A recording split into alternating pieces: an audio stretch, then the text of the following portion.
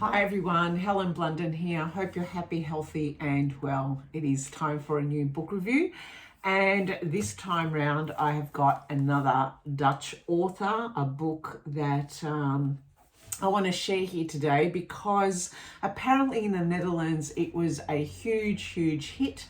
And indeed, this was a book that was highly recommended by one of my Dutch colleagues. So thank you, Laura, for letting me know about this book. This book is called We Had to Remove This Post by Hannah Beuveerts. Hopefully I said her name correctly, and my apologies to the Dutch people watching who are probably very shocked with my pronunciation. But Hannah is a young author who's written heaps of screenplays and essays and short stories, and so she's very well known in the Netherlands. And this book was written fairly recently, back in 2021. It was published then, and it has been translated into English by Emma Rout. Now, what is this book about? We had to remove this post. You're probably thinking, is this about some content moderation? Well, yeah, it is in a big way. I took to this book simply because not only it came as a recommendation from my colleague over in the Netherlands, it was also something to do with current modern day life. And given that I am a community manager in my normal day-to-day work, not that I have had to remove any posts from work, thankfully no, but I know of many others, my peers who are in similar jobs, who have had to do it. But you know, moderating content in an enterprise is completely different to moderating content out in social media, and this is what this book is about. Secondly, the person who is provided a testimonial up here is Ian McEwan, who writes that it's superbly poised, psychologically astute and subtle. Okay, we had to remove this post. What is it about? It's about young Kaylee. She is, I would say she would be in her 20s, and she's writing this story as if she's writing to her lawyer about the actions of a former employer. Now, this former employer is a platform whose responsibility was to have a group of content moderators actually review some shocking content online and look at it from the point of view as whether it meets the guidelines for sharing or not.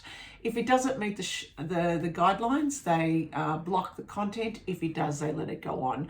We assume that the social network that they're talking about is one of the big platform capitalists like Facebook. I don't know, that's never mentioned in the book, but you kind of assume that there is a group of people out there in the world who are actually moderating a lot of shocking content that we don't get to see.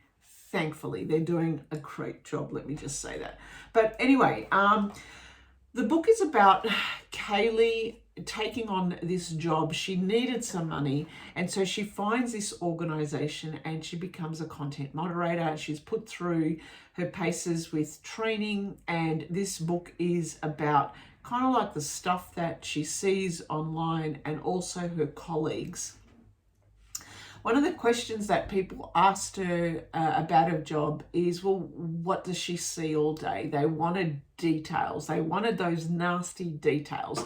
And I must admit there was a part of me that I thought, oh, yeah, gee, I wonder what she's, should we actually read what...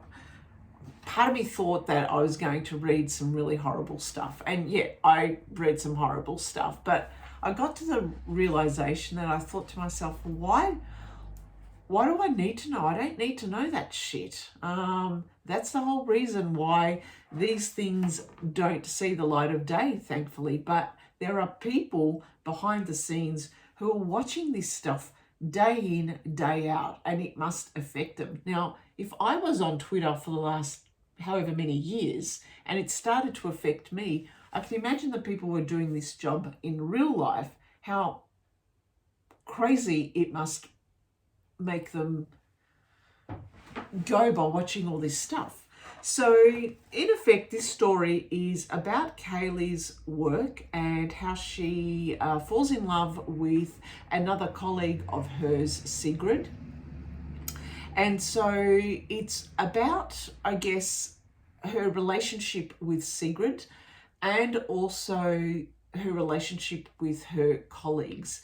But towards the end of the book, we start to get a viewpoint that this work is really impacting the people there. It's making them kind of like start to question reality and start to believe in the conspiracy theories.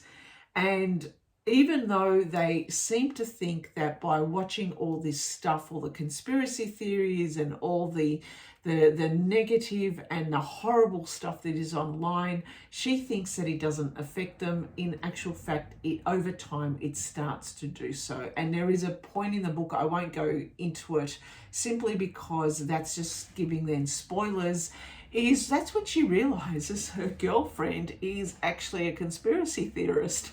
It comes out that she starts to believe in something that is mentioned in this book, and that she can't abide by that. This is very interesting because, post-COVID, well, not post-COVID, we are still in the COVID region. We're still quite thick into it. Conspiracy theories are all around us, and even though there are people out there who are moderating content, there's still a lot of content out on the internet that a lot of people are reading and making their own judgments of, which of course they can do that. But at the same time, it is really distorting reality. Whatever reality is, you can actually dispute reality as well. But it's affecting us in some way, and it's affecting our relationships. It's affecting kind of like the work that we're doing. It's affecting how we're relating to each other.